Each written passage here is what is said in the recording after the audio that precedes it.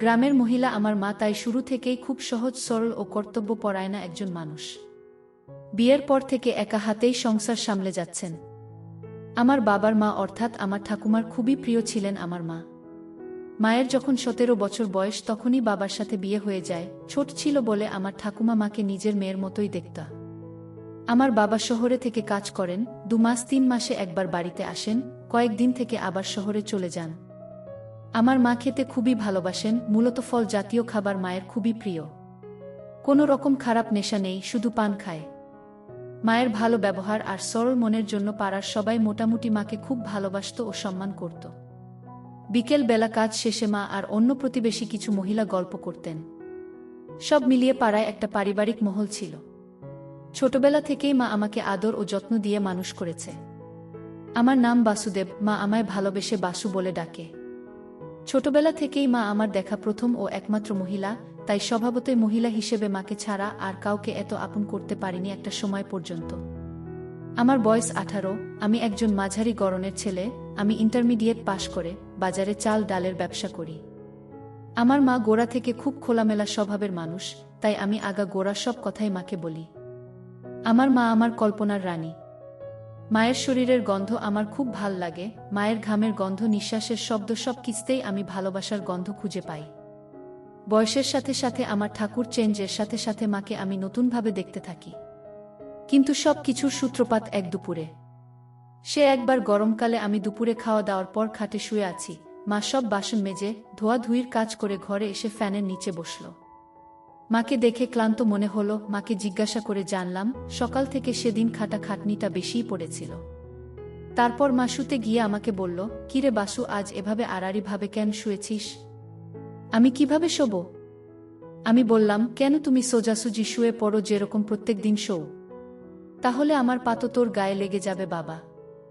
আমি বললাম, তাতে কি হয়েছে, তুমি শুয়ে পড়ো, আমার এখন উঠতে ইচ্ছা করছে না। এরপর মা লম্বালম্বিভাবে এলিয়ে পড়ল। আমারে যাতে পা না লেগে যায় তাই জন্য পাটা গুটিয়ে রাখল।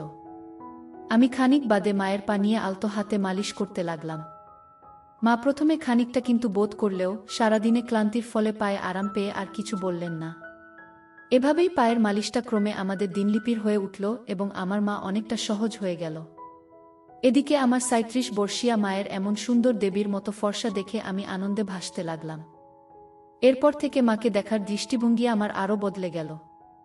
সাধারণত বাড়ির কোনো কাজ করার সময়, বাসন মাজা বা কাপড় কাচার সময় বিশেষ করে শাড়িটা যাতে জলে ভিজে না যায় তাই গুটিয়ে কোমরে আটকে রাখতেন। এতে তার বেরিয়ে পড়ত। আমার মায়ের নিতম্ব আমাকে অমোঘ আকর্ষণ করত। তার নিষ্পাপ মুখটা যেন কোনো মায়াজালে আমার মনে তীব্র আলোড়ন ফেলত। ক্রমে আমি মাকে এত গভীরভাবে নিরীক্ষণ করতে থাকলাম। একদিন এভাবেই দুপুর বেলা মায়ের পা মালিশ করে দিচ্ছি আর মা শুয়ে আছে। এমন সময় পাশে তাকিয়ে দেখি অত্যাধিক গরমের জন্য তার বেরিয়ে পড়েছে। মুহূর্তের মধ্যে আমি অনুভব করতে লাগলাম গামছার তলায় আমার উঠেছে। এরপর থেকে মায়ের প্রতি আমার আকর্ষণ এতটাই তীব্র হয়ে দাঁড়ালো যে শয়নে স্বপনে সারাদিনই আমি মায়ের শরীরকে কল্পনা করতে লাগলাম। মায়ের কথা ভেবে একা একা কাজ করতাম। মাকে খালি আমারকে দেখানোর উপায় ভাবতে থাকলাম। এদিকে প্রত্যেক দিন দুপুরে মায়ের পা মালিশ দেওয়ার বিষয়টা মায়ের কাছে এতটাই আরামদায়ক হয়ে উঠেছে আর মা বিষয়টার সাথে এতটাই সহজ হয়ে উঠেছে যে মা আমার অনুমতি ছাড়াই পা দুখানি আমাকে তুলে দেয় মালিশের প্রত্যাশায়। মাকে দেখেই আমার ঠাটিয়ে যায় আর গামছার উপর বানিয়ে ফেলে। মালিশের সাথে নাড়াচাড়ার সময় কখনো কখনো মায়ের পায়ের পাতা দুটি আমার সাথে লেগে যায়। প্রথমে ভয় পেলেও বিষয়টা আস্তে আস্তে আরও মজাদার হয়ে উঠল। খানিকক্ষণ পা মালিশ দেওয়ার পর মা গভীর ঘুমে আচ্ছন্ন হলে আমি নির্দ্বিধায় নিজের গামছা ফেলে সম্পূর্ণ অবস্থায় মায়ের পায়ের কাছে শুয়ে পড়ি আর তেল মালিশের সাথে সাথে মায়ের পা দুটোর মাঝখানে রেখে ধীরে ধীরে। সন্ধ্যায় আমার হঠাৎ ঘুম ভাঙলে দেখলাম মায়ের কোলে মাথা রেখে ঘুমিয়ে পড়েছিলাম। আমি নড়াচড়া করতেই মায়েরও ঘুম ভেঙে গেল। আমি বুঝলাম আমি তখনও সম্পূর্ণ অনাবৃত। মা আমায় বললেন আলোটা জ্বালতে। আমি এদিক ওদিক হাতড়েও গামছাটা খুঁজে পেলাম না। তাই মাকে বললাম, আমি স্নান করতে যাচ্ছি, গরম লাগছে, তুমি জ্বালিয়ে নাও বলে কলতলার দিকে গেলাম আর এদিকে মা সন্ধ্যা দ্বীপ জ্বেলে চাতালে এসে বসলেন। আমি কলতলায় বসে দুপুরের মুহূর্তগুলির স্মৃতিচারণ করছিলাম। মায়ের উপস্থিতি বুঝে কলতলার দরজা থেকে উকি মেরে বললাম, মা, গামছাটা একটু দাও না, তাড়াহুড়োতে গামছা আনিতে ভুলে গেছি। মা নিয়ে এসে দিতে এসে এত বছর পর আমায় সম্পূর্ণ অবস্থায় দেখল। খানিক আমার দিকে চেয়ে থেকে বলল, বাবা তাড়াতাড়ি গা ধুয়ে নাও। আমি চুল থেকে জল ঝাড়ার বাহানা করে গামছাটা নিতে একটু দেরি করলাম, যাতে মা আমাকে ভালোভাবে দেখে নিতে পারে। কিন্তু মায়ের তেমন কোনো আগ্রহ ছিল না। আরেকবার সুযোগ নেওয়ার জন্য মাকে বললাম, মা তুমি আমায় ছোটবেলার মতো পিঠ ঘষে স্নান করিয়ে দেবে? উত্তরে মা হেসে বলল, তুমি কি আর সেই ছোট আছো? এখন আমার থেকেও লম্বা হয়ে গেছ। তাও আমি তো তোমার কাছে চিরদিন ছোটই থাকব। মা একটা ভুবন ভোলানো হাসি দিয়ে বলল, আসো বাসু বাবা। আমি মনে মনে খুব খুশি হয়ে উঠলাম, ভাবলাম দেখা যাক কি হয়। মা কলতলায় ঢুকে চৌবাচ্চার এক পাশে বসল। আমি মায়ের দিকে পিঠ করে মাটিতে বসলাম। মা আমার মাথায় জল ঢেলে চান করাতে লাগলো, তার সাথে টুকটাক কথাবার্তা। মাথায় সাবান লাগিয়ে মা বলল, বাবা এবার দাঁড়াও, তোমার পায়ে সাবান লাগিয়ে দেই। আমি দাঁড়ালাম সামনে, সামান্য ঝুঁকে। মা নির্দ্বিধায় আমার দিয়ে পরিষ্কার করতে লাগলো পায়ের গোড়ালি, কোমর। এরপর সামনে ঘোরার সময় ভেবেই উত্তেজনায় আমার একটু একটু জান আসতে শুরু করল। হঠাৎ আমার মনে পড়ল, কলতলায় এসে তো ভালো করে ধোয়াও হয়নি, দুপুরের সেই শুকনো দাগ জমে রয়েছে, মা কি ভাববে ভেবে ভয় করছে। আবার মা আমাকে এতটা কাছ থেকে দেখবে ভেবে ভালোও লাগছে। কি করব ভাবছি, এমন সময় মায়ের আওয়াজ পেলাম, বাবা এবার ঘুরে দাঁড়াও। মায়ের আওয়াজ শুনে ততক্ষণে আমার ছোট হয়ে গেছে, মন শক্ত করে ঘুরে দাঁড়াতে মা পায়ে সাবান ঘষতে শুরু করল। এরপর সামনে এসে বাম হাত দিয়ে তুলে ধরে সাবান ঘষতে থাকল। চামড়াতে তলার দিকে টান পড়ায় ততক্ষণে আমার মায়ের আলগা হাতের তালুতে উন্মুক্ত হয়ে গেছে। মায়ের হাতের সাথে সরাসরি সংস্পর্শে আমার ফুলতে শুরু করল। এদিকে মা শাড়িটাকে গুটিয়ে কোমরে বেঁধে রেখেছে। এই দেখে মা আমার দিকে চেয়ে রইলেন কিছুক্ষণ, তারপর বললেন, বাবারে আমার বাসু বাবার কত বড় হয়ে গেছে। আমি খানিকটা লজ্জিত ও অনেকটাই গর্বিত বোধ করলাম মায়ের এই কথায়, কিন্তু মুখে কিছুই বললাম না। মা সাবান লাগাতে লাগাতে বলল, সেই ছোটবেলায় তোকে তেল মাখাতাম, তারপর খানিক রোদ্দুর গায়ে লাগিয়ে ভালো করে সাবান দিয়ে ডলে ডলে চান করাতাম, আর আজ কত বড় হয়ে গেছে আমার বাসু বাবা। আমি কোথায় বড় হলাম মা, আগের মতো আজও তো তুমি আমায় চান করিয়ে দিচ্ছ, তুমি চাইলে রোজই করাতে পার। মা একবার আমার দিকে চেয়ে একটা মিষ্টি হাসি হাসলেন। ইচ্ছা হলো ওই মায়াময় চোখ দুটিতে ডুবে যাই, এই সুন্দর প্রতিমার মতো মুখটাকে আদরে আদরে ভরিয়ে দেই। তারপর ছেড়ে বললেন, হাঁটু গেড়ে বস বাবা, তোমার মাথা আর বুকে সাবান লাগিয়ে দিই। আমি মাটিতে বসতেই আমার মায়ের পায়ে লাগল। আর ভালোভাবে জায়গা বানানোর জন্য মা নিজের বা পাটা আমার ডানে রাখলেন। খানিকক্ষণের জন্য আমার মনে হলো আমি দেবীর আরাধনায় বসেছি। মায়ের দিকে এক দৃষ্টিতে চেয়ে থাকলাম। মা বুকে সাবান ঘষতে ঘষতে বলল, আমি খানিকটা লজ্জিত ও অনেকটাই গর্বিত বোধ করলাম মায়ের এই কথায়, কিন্তু মুখে কিছুই বললাম না। খানিকক্ষণের জন্য আমার মনে হলো আমি দেবীর আরাধনায় বসেছি। মায়ের দিকে এক দৃষ্টিতে চেয়ে থাকলাম। মা বুকে সাবান ঘষতে ঘষতে বলল, সে কি হয় বাবা, এখন তুমি বড় হয়েছ, তোমার সব কিছুই ধীরে ধীরে পরিবর্তিত হবে, পরিস্থিতি বদলাবে, অনেক সঙ্গী সাথী হবে। কিন্তু একটা কথা মনে রেখো বাবা, যে কোনো বিপদে বা খারাপ পরিস্থিতিতে পড়লে আমায় সব কথা খুলে বলবে, একদম দ্বিধা করবে না বাবা। আমি তো সব কথাই তোমায় বলি মা, তুমি ছাড়া আমার এত আপন আর কে আছে, তোমায় আমি খুব ভালোবাসি। আর বড় হওয়া মানে যদি তোমার থেকে দূরে সরে যাওয়া হয়, তাহলে এমন বড় আমি হতে চাই না। মা আমার দিকে চেয়ে আবার হাসলেন, সেই ভুবন ভোলানো হাসি, বললেন, বড় হতে চাই না বললেই হলো, বড় তো তোমায় হতেই হবে। তুমি বড় হবে, আমি বুড়ি হব, কিন্তু তার আগে তোমার একটা জীবন সাথী খুঁজে দিতে হবে আমাকে, যে তোমার খেয়াল রাখবে, তোমার জন্য রান্না করে দেবে। আমি বললাম, রান্না তো তুমিও আমার জন্য কর মা, আর আমি তাতেই খুশি, আমি তোমার সাথেও থাকব, আর কারো সাথে না। মা হেসে বললেন, তা সে ঠিক আছে, এবার ওঠ বাবা। মা বললেন, বাসু বাবা, তোমার এখানে এসব নোংরা জমে আছে কেন? তুমি স্নানের সময় পরিষ্কার কর না কেন? এত অপরিষ্কার থাকলে চুলকানি হবে তো, আর এখানের গুলো পরিষ্কার করে রাখবে, না হলে চুলকানি হবে, এগুলি কেটে সুন্দর করে রাখবে। আমি মনে মনে ভাবলাম, তোমারও তো একই হাল, বরং তোমারটা আমার থেকেও অনেক ঘন, তাহলে তুমি কাট না কেন? আমি ঘরে শুয়ে শুয়ে এসব কথাই ভাবছি, এমন সময় মা ঘরে এল। এমন ঘর অন্ধকার করে আছো কেন বাসু বাবা? আমি বললাম, কিছু না, এমনি আলো ভালো লাগছে না। মা আলো জ্বাললেন। আমি বাম হাত দিয়ে চোখ দুটো ঢাকলাম আর ফাঁক দিয়ে মাকে দেখতে থাকলাম। আলো জ্বেলে মা আমার দিকে চাইতেই আমার তার চোখে পড়ল। মা খানিকটা আশ্চর্য হয়ে তাকিয়ে থাকল। তারপর শান্তস্বরে বলল, তুমি এভাবে শুয়ে আছো কেন বাবা? কাপড় পরো, কেউ দেখলে কি বলবে? বলবে এত বড় ছেলে এখনো বাড়িতে কাপড় পরে না। এখন বাড়িতে তুমি আর আমি ছাড়া কে আছে মা যে আমায় দেখবে? আর তাছাড়া কে কি ভাবলো তাতে আমার কিছু এসে যায় না। আর বাকি থাকলে লজ্জার কথা, তুমি তো আমার মা, আমাকে ছোটবেলা থেকে অনেকবারই এভাবেই দেখেছ, তাহলে তোমার সামনে কিসের লজ্জা? হ্যাঁ, তোমার যদি এতে খারাপ লাগে তাহলে বল, আমি অবশ্যই পড়ে নিচ্ছি। মা কাছে এসে খাটে বসলেন, বললেন, না বাবা, আমার কেন খারাপ লাগবে, তুমি ঘরের মধ্যে যে রকম খুশি থাকতে পার, আর আমার থেকে একদম লজ্জা করবে না। এরপর একটা সেক্তা হতে থাকল, ক্রমে রাতের খাবার খেয়ে শুয়ে পড়লাম।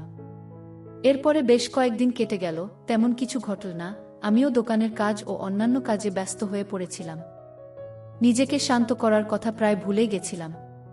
সেদিন সম্ভবত শনিবার, সকালে উঠে আমি আমার কাজে চলে গেলাম। সারাদিন দোকানদারি করে গো ডাউনে মাল তুলে ঘরে ফিরতে ফিরতে বেলা 3টে বেজে গেল। ফিরে দেখি মা পুকুর পাড়ে বসে আরও কিছু পাড়ার মহিলার সাথে একসাথে জামাকাপড় কাচ্ছে আর গল্প করছে, শাড়িটা সেই কোমরে বাঁধা। আমি কাছে গিয়ে পুকুরের জলে হাত ধুতে থাকলাম। মা বলল, ঘরে গিয়ে বস, ঠান্ডা হয়ে স্নান করে নাও, আমি খাবার দিচ্ছি। আমি হাত ধুতে ধুতে মায়ের দিকে লক্ষ্য করলাম। আমি ঘরে ঢুকে গেলাম, পাখাটা চালিয়ে বসলাম। একটু পর সাবান নিয়ে পুকুরে গেলাম স্নান করতে। অন্যান্য সব মহিলারা চলে গেলেও মা তখনও ছিল, ভেজা কাপড়গুলো তারে মেলে দিচ্ছিল। আমার হঠাৎ কি মনে হলো, আমি সরষের তেল নিয়ে এসে পায়ে হাতে মাখতে থাকলাম। মা এসে জিজ্ঞাসা করলেন, কি হলো বাবা, আজকে তেল মাখছ যে এভাবে? আমি বললাম, স্নান তো করবই, তাই ভাবলাম আগে একটু মেখে নিই। খানিক বাদে এসে মাথায় পিঠে তেল মাখিয়ে দিল, এরপর পায়ে থেকে শুরু করে তেল লাগিয়ে দিল। এতে আমি খুবই পুলকিত হলেও মা বেশ সাবলীলভাবেই নীল ব্যাপারটাকে। আমি বললাম, তুমি যে তেল লাগিয়ে দিলে ভেতরে, এবার আমার গামছাটা তো তেল লেগে খারাপ হয়ে যাবে। মা বলল, কিছু হবে না, এই তো পুকুরে ডুব দিবি, আর তাছাড়া আমায় দিয়ে দে, আমি গামছাটা ধুয়ে দেব, এমনিতেও নোংরা হয়েছে, কাচতেও হবে। আমি বললাম, কি বলছো, কেউ আসলে দেখে ফেলবে মা? মা বলল, এই দুপুরে কে আসবে, আর এলেও বা তোর কি, তুই তো বলেছিস তুই কারও পরোয়া করিস না। একবার চারপাশটা ভালোভাবে দেখে নিয়ে গামছাটা খুলে মাকে দিতেই হয়ে মায়ের চোখের সামনে ঝুলে রইল। যাই হোক, আমার অবস্থা মা দেখল কিন্তু কিছু বলল না। তারপর শাড়িটা কোমরে গুজে হাঁটু অবধি জলে নেমে গেল, আমায় পাড়ে বসতে বলল। আমিও আগের মতো পুকুরের পাড়ে সিঁড়িতে বাধ্য ছেলের মতো বসে রইলাম। আমার কোমর অবধি জলের তলায়, আর মা মুখ দিয়ে ঢেলে দিতে থাকল। মা আমার দিকে তাকিয়ে বলল, বাবা, তোমার এটা সবসময় এরকম হয়ে থাকে কেন? হঠাৎ এরকম প্রশ্নে আমি অপ্রস্তুত হয়ে গেলাম। কি বলবো বুঝতে না পেরে বললাম, জানি না মা, এমনি এমন থাকে। মা আর কিছু বললেন না। এমন সময় আমাদের দুঘর পরের বাড়ির এক কাকিমা কোথা থেকে এসে আমার পেছনে এসে দাঁড়াল। মুহূর্তের জন্য আমি হতভম্ব হয়ে গেলাম। সেই কাকিমা মাকে উদ্দেশ্য করে বলল, কি গো ভাবি, ছেলেকে চান করাচ্ছ? এই বলে পাশে গাছের সাথে বাঁধার তার থেকে দুটো শুকনো জামাকাপড় তুলতে এল। এদিকে আমি কোমর অবধি জলের তলায় তখন সম্পূর্ণরূপে। আমি কি করব ভাবছি, এরকম সময় মুহূর্তের মধ্যে আমি উপলব্ধি করলাম, কি যেন একটা আমার জলের তলায় চেপে ধরল। তীব্র ব্যথায় আমার মুখ দিয়ে আওয়াজও বেরোল না। পরক্ষণে বুঝতে পারলাম ঘটনার তৎপরতায় আমার মা আমার তার বাম পা দিয়ে জলের তলায় চেপে ধরেছেন। এতে মুহূর্তের জন্য আমার মনে হলো মায়ের পায়ের কঠিন চাপে আমার ভেঙেই যাবে। সাধারণত অবস্থায় আমার পুরোপুরিভাবে উপরের দিকে মুখ করে দাঁড়িয়ে থাকে। এরম অবস্থায় কেউ যদি এটাকে নিচের দিকে চেপে রাখে তাহলে তো কষ্ট হবেই। আকুল নয়নে মায়ের দিকে তাকালাম। মা প্রথমে গ্রাহ্যই করল না।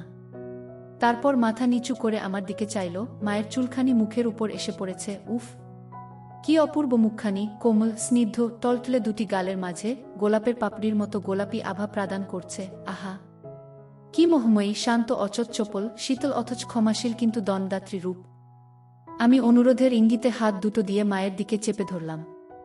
অথচ মা আমার মুখে যন্ত্রণার অভিব্যক্তি দেখেও তেমন উদ্গ্রীব হল না।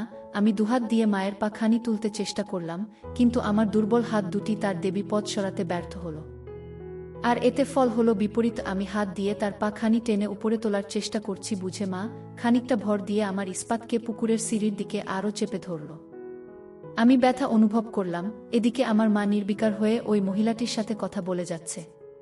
শেষে আর থাকতে না পেরে খানিকটা ঝুঁকে মায়ের ধরলাম।